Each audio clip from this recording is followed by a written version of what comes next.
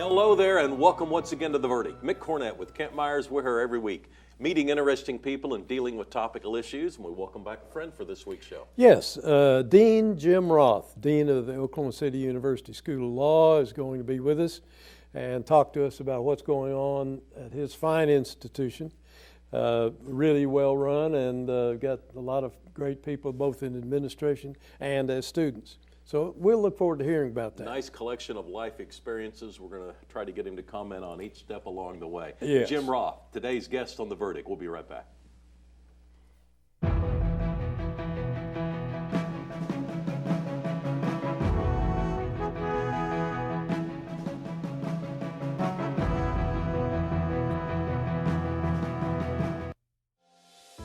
Right now, 6 feet can feel like a long ways away. But from 6 feet, we can still smile at each other. From our doorways and our stairways, from opposite sides of the street and opposite sides of the country. Through fear and frustrations, we can remind each other that we are still here for each other. Because we can still smile at each other. And we're not going anywhere. Military service ran in my blood, starting from my father, which joined the Navy, on the Chickasaw side, my uncle, which served in the United States Army. I'm Benjamin Espinosa, Chief Petty Officer, United States Navy, and I'm Chickasaw. I went to the Secretary of Defense's staff at the Pentagon in Washington, D.C., which ultimately led to becoming a combat support technician for Naval Special Warfare, specifically SEAL Team 10. I think to be proud and to love your tribe, to love being Chickasaw, you also have to love being American. You also have to love everything that America stands for. Equality, perseverance, professionalism, and power. I want my family to know that their father is a good person, but also feels that he has an obligation to the country and to love this nation. Anything worth having is worth dying for. The military and the country owes me nothing. I owe it everything. See more stories about the Chickasaw people at profilesofanation.com.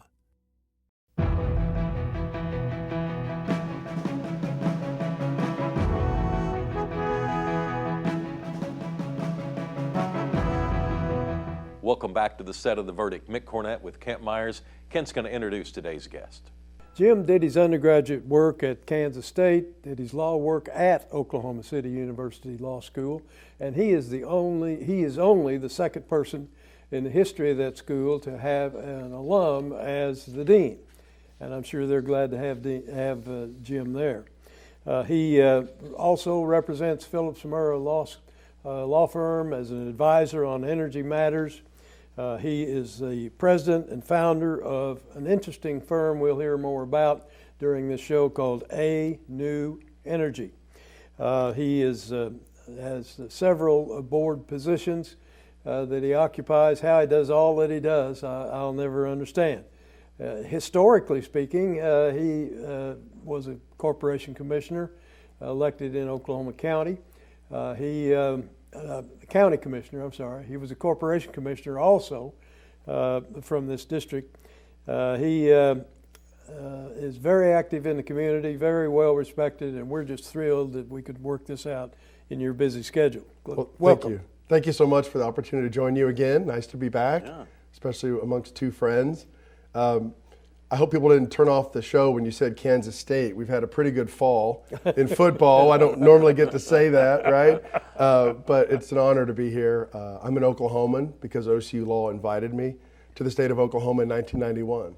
I graduated from Kansas State, looked at law schools in the Midwest, and was really attracted to what the recruiter promised me about OCU, that I could learn the theory of law and the practice of law. And at the age of 22, it seemed like a worthwhile investment. To your point about being the second dean in the law school's long history, who's an alum, it's very special, right? To come back, having that student experience and try to make sure that the school is student-centric, which is what I've done since I started in 2018. It's the best part of the job, as you can imagine. I did not come out of the academy. I came from the practice of law into the academy, so that's got also, I think, some fresh perspective. I'm happy to share with you that the word dean is just Latin for fundraiser. So if any of you are interested in donating online, please check it out. But in all seriousness, it's just an honor to get to serve OCU Law. The school changed the trajectory of my life. I grew up in a family where my father was the first to go to college. I was the first to go to graduate school. And so OCU is welcoming that way. It's a beautiful place. We have a community. We're thankful for the years that you've provided leadership in our classroom, the classes that you're teaching. Thank you for that. Kent teaches legal profession, which we all know is important. Ethics is another way to describe that. It's a required course, as it should be for future lawyers. So we're grateful for the community that exists there at OCU, and I'm happy to talk about it today. We'll talk about this, how'd the semester go? The semester's gone great because we're in what we hope is a post-COVID reality, meaning that we are now fully back in person, which is significantly important to us. Legal education is a very much an in-person experience, right? What I have learned from the COVID experience, and like the rest of you, we had to react. The Thunder Utah Jazz Thursday night experience where Oklahoma City realized that COVID was here and was something that we had to immediately respond to, was the Thursday before our traditional spring break. We thought we'd go online for 2 weeks, and it essentially required adjustments from us for 2 years, right? So our students came back from spring break, but they were fully online for that last quarter of their experience. For people whose health required them to be fully online that next whole year, what we learned is that they actually underperformed their peers who were in person or had a hybrid experience almost half a grade point. So I'm here to tell you, at least amongst the Oklahoma experience and at OCU, you can't go to law school on TV.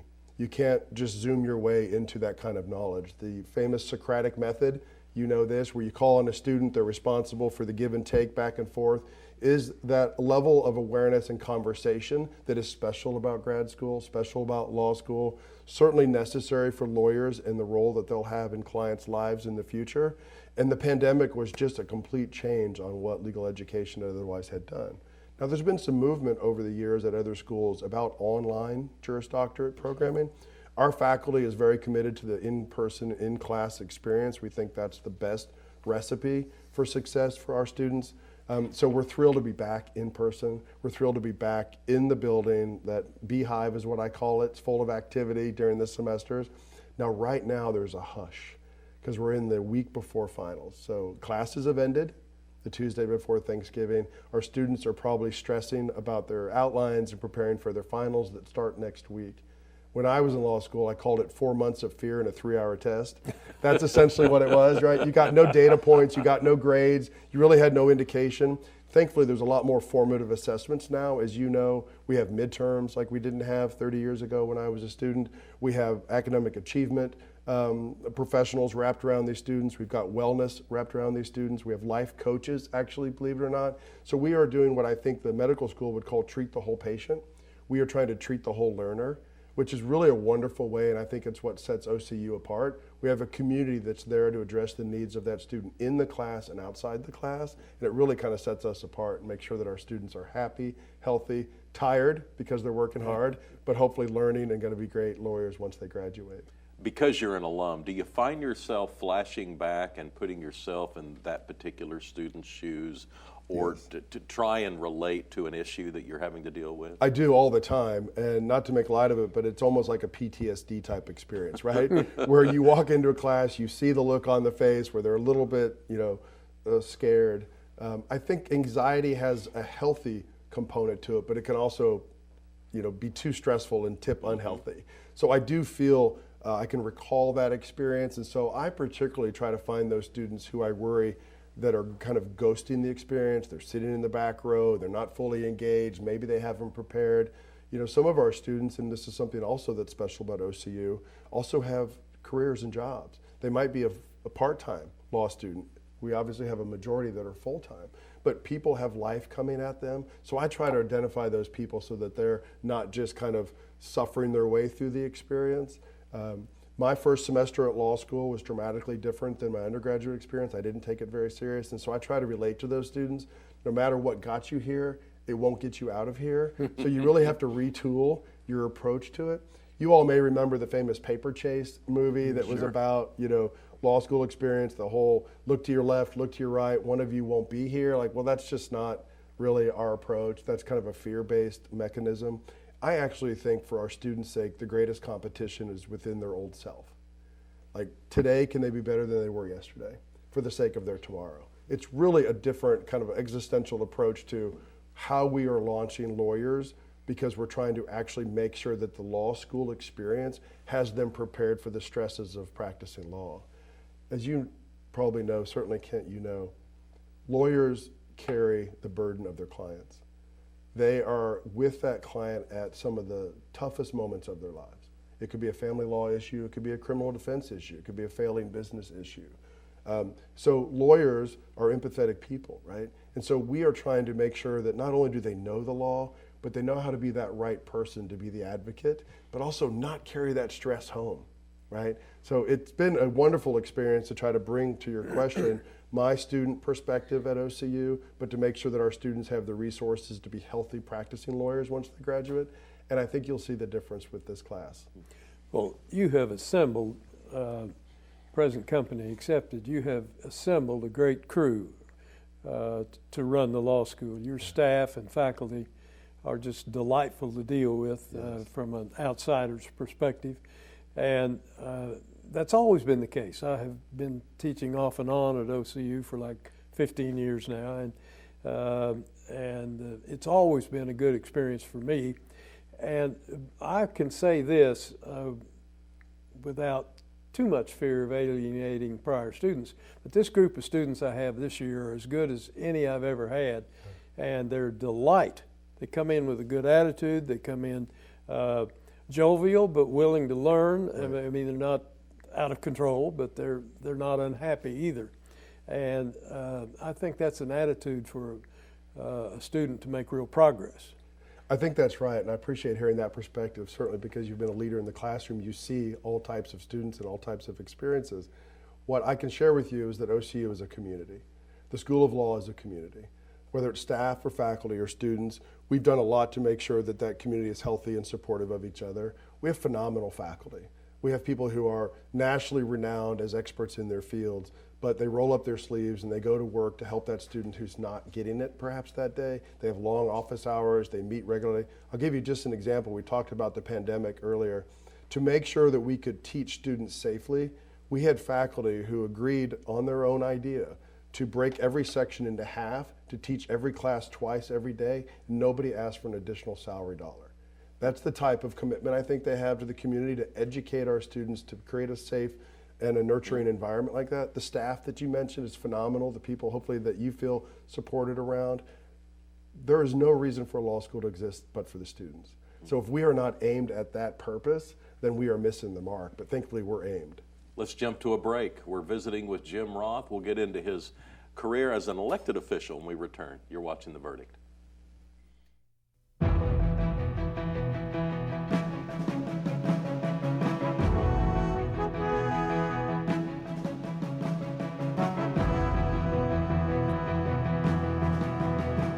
At Whitten Burridge, we're litigators. That's all we do. All of our clients, some sort of wrong has occurred to them. We try to right that wrong. Corporate America, they have all the power. It's sort of like going against an army. I like helping the underdog. That's what gets me up out of bed every day. Our success rate is phenomenal, but that's not all they get. We care about people. I'm very proud of what we've been able to do for our clients, and I'm looking forward to what we're going to do in the future. There's still a lot of wrongs that need to be righted. Want to know a secret? We're coming to OKC. This year we're switching from reindeer power to horsepower. We'll see you on December 9th, 10th, and the 11th, and again on the 16th, 17th, and 18th. We'll be visiting all your favorite OKC hotspots to deliver a unique Santa photo experience for everyone in your family. And net proceeds are going to some wonderful charities like Oklahoma Lawyers for Children. Go to cruisingwiththeclauses.com and follow us on Instagram. We'll see you in December, OKC. Merry Christmas! When I came to work for the ODVA, I started realizing the opportunity to take care of veterans. It's a powerful thing when you realize that you are taking care of people that made history. Working here is a calling. It's really, really important that they don't just come here to exist. We want to give them meaning to their lives. We try to make life happy and meaningful and fulfilled for our veterans. OU Law has a history and heritage that are unparalleled. At the University of Oklahoma College of Law, we empower our students to pursue the career of their dreams. We have the highest U.S. News ranking ever achieved by an Oklahoma law school. We are the first law school in the country to launch a college-wide digital initiative. And this year, our competition teams rank number 2 in the nation. OU Law, generations of excellence, limitless possibilities.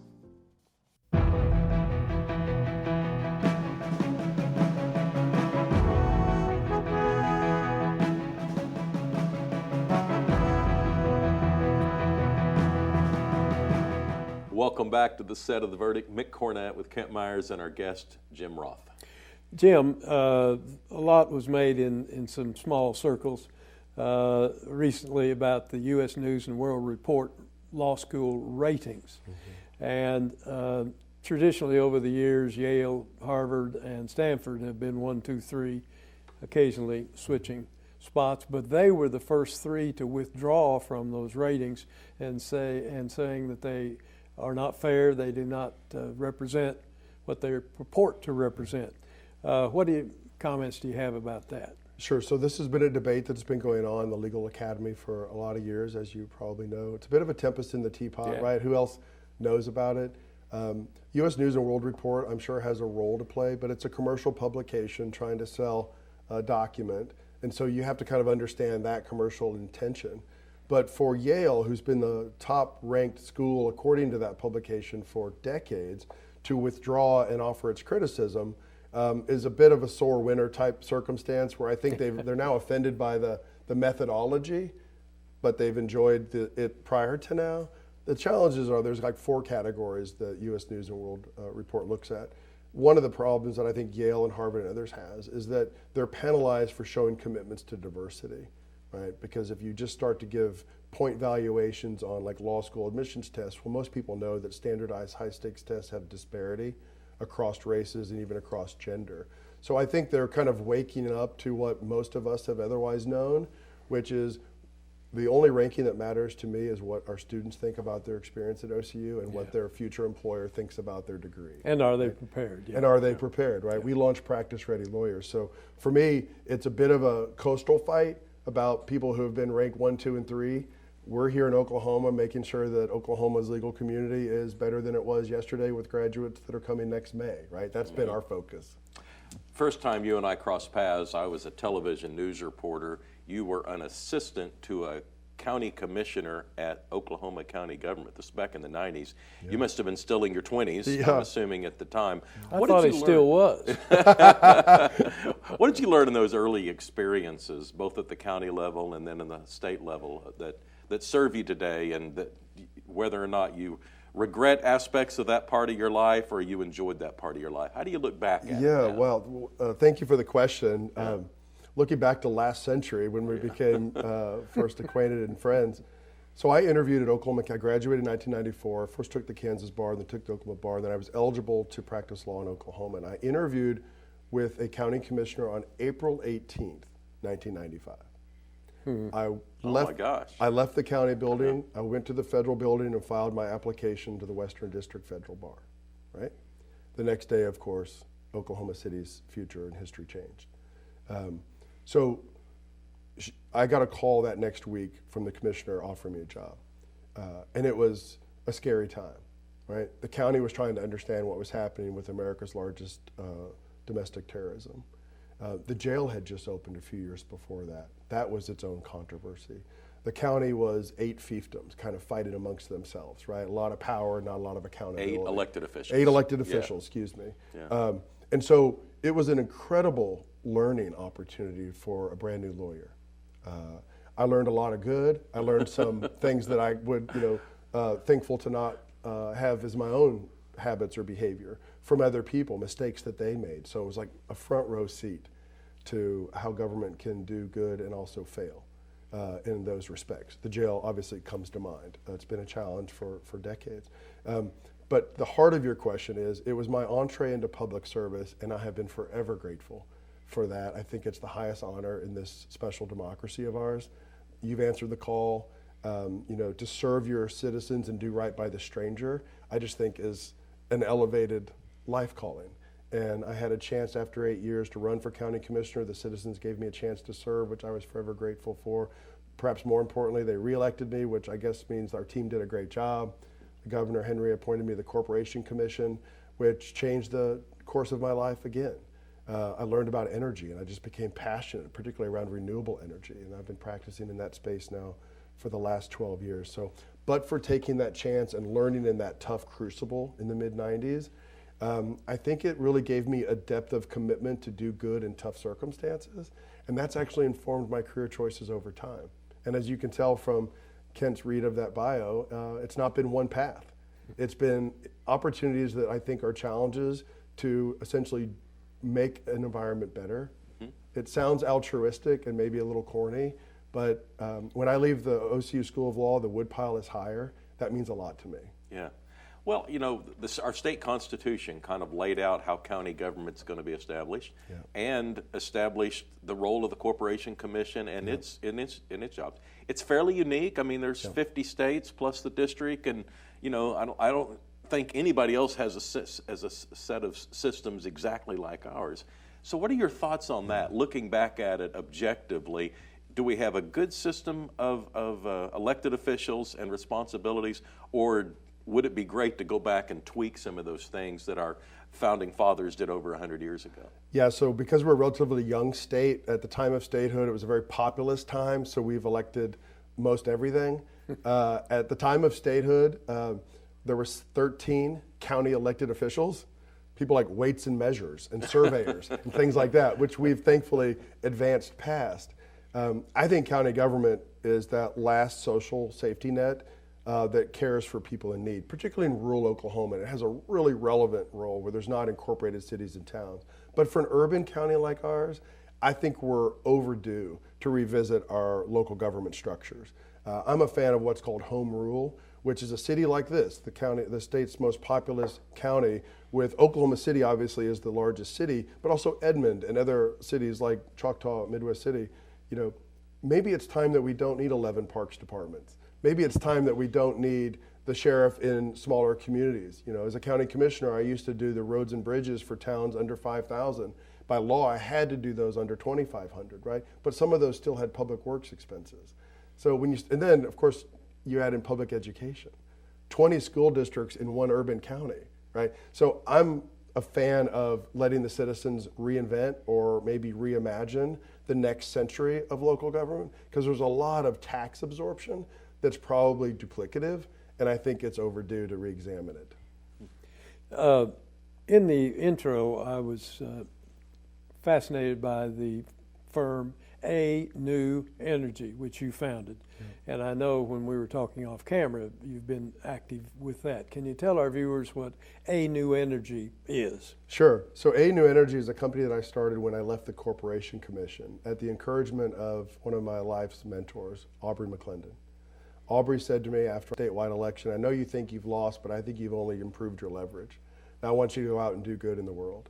And Aubrey hired me to help natural gas and Oklahoma's dominance in natural gas find greater demand in the electric sector. So through that company, I would go into jurisdictions and essentially say, coal is dirty and more expensive than it needs to be. Natural gas is a cleaner burning alternative. Let's create electricity demand around natural gas. Of course, I'm also an advocate for renewable energy, so over time, I've, through that company and through that legal work, have been doing work around large-scale wind projects, large-scale solar projects. We represent a lot of technology companies that have an appetite for carbon-free energy, many names that you would recognize, that are looking for somebody that has that kind of insight for us. So it's evolved over time, Kent. It's a real special opportunity. I've got some super smart lawyers that are on my team that make me look good. But we are essentially in that space trying to imagine what your electricity looks like 10 years from now, 20 years from now. I'll just share with you, you know, until we realized not to call grandma after 7 p.m. or on the weekends, right? Do you remember those days? You used to have one phone, one choice. You probably leased it. Maybe the phone was pink, green, or black. But now we got price signals. Well, I think the next significant transformative issue is America's electricity. Things like Nest that give us price signals to not run our dishwasher until after 10 p.m. when electricity is cheaper. As soon as you start to unlock price signals around electricity, most American families have that as their third, fourth, or fifth largest expense. You're going to see dramatic transition in energy. Our guest has been Jim Roth. Jim, thanks so much for coming on the show. Yeah, appreciate it. Appreciate all you do. Thank you both. Kent and I will have a final word when we return.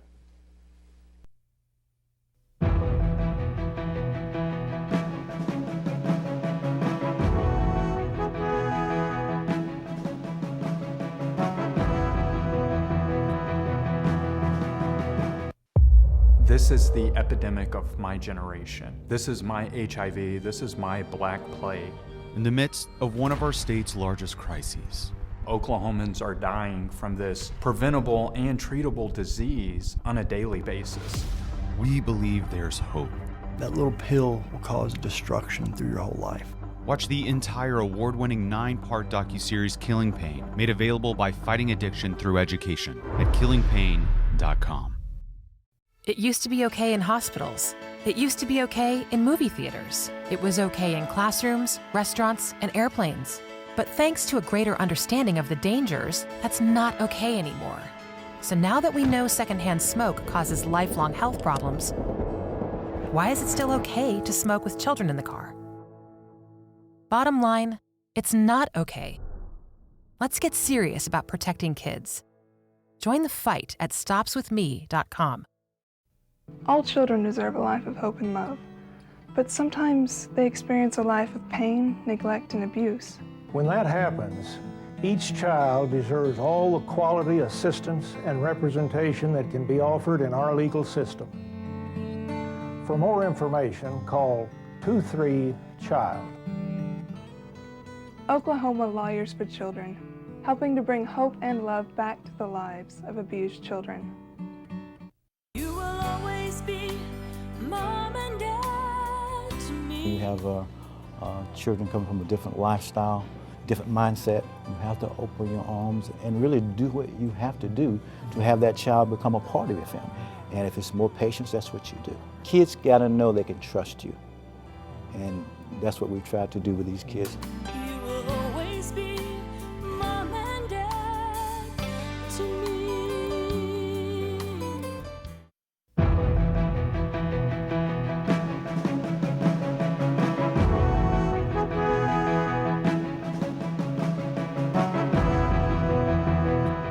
Welcome back to the set of The Verdict. Mick, Cornett, Kent Meyers. We're just wrapping up the show with Jim Roth, the Dean of the OCU Law School.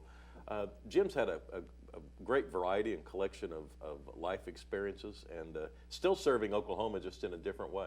Well, he's a man of energy. Yeah. And I don't mean the kind we were talking about. He does so many things and does them all well, and he's a great boss for me. A couple of websites, law.okcu.edu. That's how you can get more information on Jim and his law school at OCU. Kent and I'll be back next week with another show. We'll see you then.